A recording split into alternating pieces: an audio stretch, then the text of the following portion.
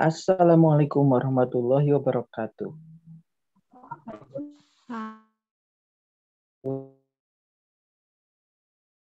Kami akan menjelaskan tentang BAT dengan pelayanannya.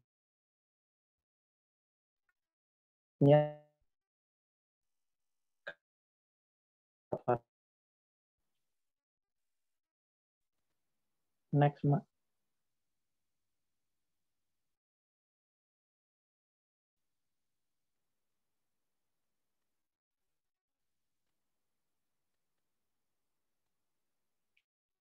Yang pertama yang Abdul Malik, yang ketiga ada Jenny Neviami, yang keempat ada Rama Ellen.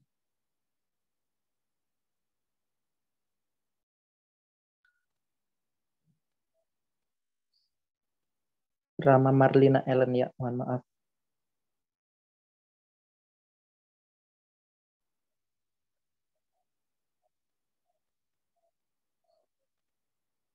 Nah, yang pertama ada klien atau manusia. Itu klien, apa itu manusia? Klien atau manusia adalah individu, keluarga, atau masyarakat yang menerima asuhan keperawatan. Manusia adalah makhluk biopsikososial dan spiritual yang akan satu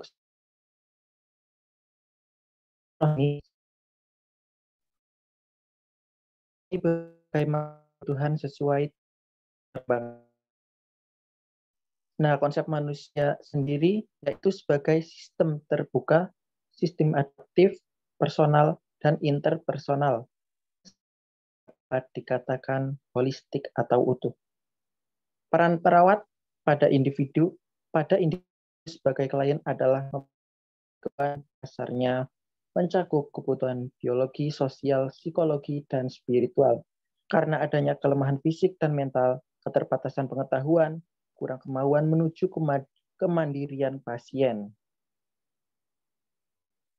Selanjutnya, nomor 2 ada kebijakan dan komitmen manajemen RS. Sistem informasi manajemen keperawatan menjadi bagian yang layanan yang berorientasi pada konsumen tersebut. Salah satu penerapan teknologi informasi rumah menyangkut kebutuhan manajemen. Sistem yang digunakan untuk menyusun, menganalisa, dan mengambil bagian data yang dikehendaki disebut sistem informasi.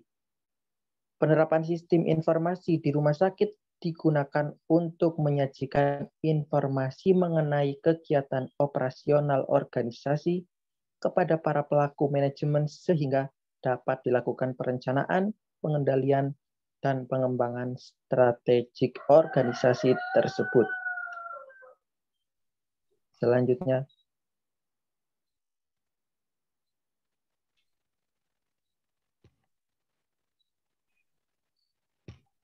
selanjutnya akan dibacakan oleh Mbak Amalia. Terima kasih. Ya, selanjutnya saya akan menyampaikan tentang gaya kepemimpinan. Gaya kepemimpinan merupakan cara seseorang memanfaatkan kekuatan yang tersedia untuk memimpin orang lain. Setiap pemimpin memiliki gaya kepemimpinan yang berbeda. Ada 3 faktor yang menjadi kunci gaya kepemimpinan seseorang, yang merupakan faktor yang saling melengkapi dan mempengaruhi satu sama lain, yaitu pemimpin itu sendiri, orang lain yang dipimpin, dan situasi. Kemudian, seorang pemimpin harus memiliki kemauan dan kemampuan mengembangkan teknologi informasi yang dituangkan dalam kebijakan yang diambilnya, dan menjadi solusi efektif dan efisien dalam pengelolaan manajemen.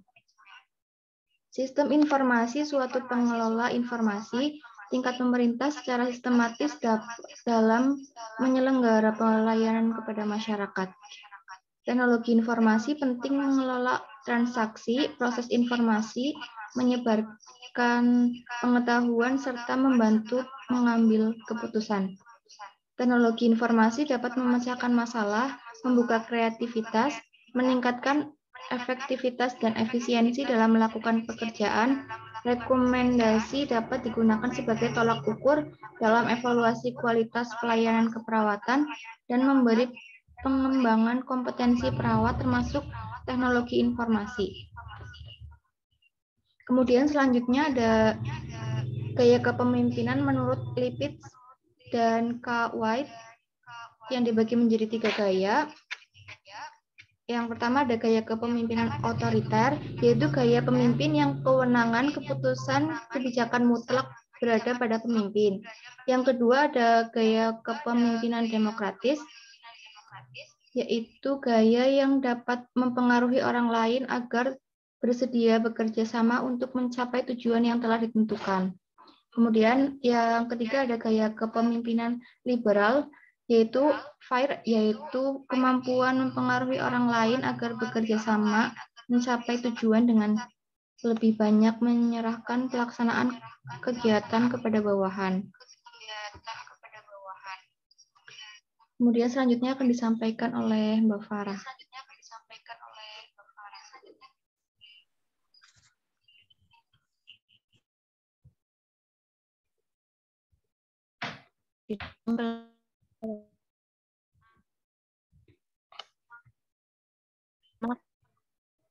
Nasional, kepemimpinan yang berfokus pada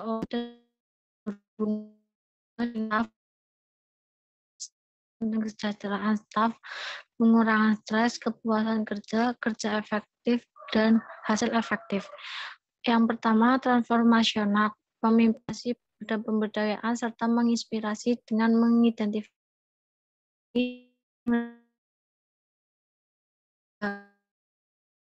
karir individu perawat. Yang kedua ada kesehatan emosional, yang ketiga ada kepemimpinan, yang keempat ada kepemimpinan partisipatif, dan yang kelima ada kepemimpinan otentik. Selanjutnya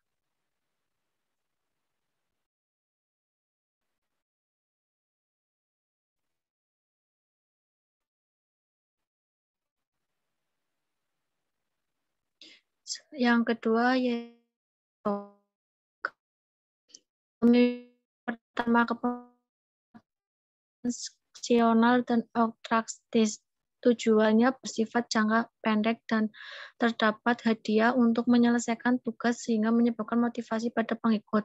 Yang kedua, kepemimpinan laissez-faire, yaitu berfokus pada tugas kepemimpinan pada saat terjadi krisis. Yang ketiga, kepemimpinan instrumental, berfokus memilih strategi yang cocok bersama dengan sumber daya yang tepat dalam mencapai tujuan. Selanjutnya akan dibacakan oleh Mbak Ellen.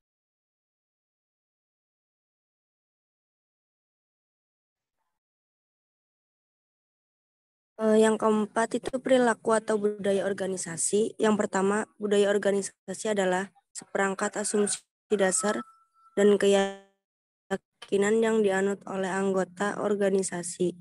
Kemudian dikembangkan dan diwariskan guna mengatasi masalah adaptasi eksternal dan masalah integrasi internal.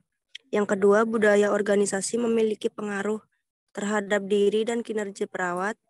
Budaya organisasi dapat mempengaruhi sikap dan perilaku perawat karena budaya organisasi mencerminkan nilai-nilai, keyakinan, dan norma perilaku yang harus diterapkan perawat ketika memberikan pelayanan keperawatan sesuai dengan aturan yang diinstansi.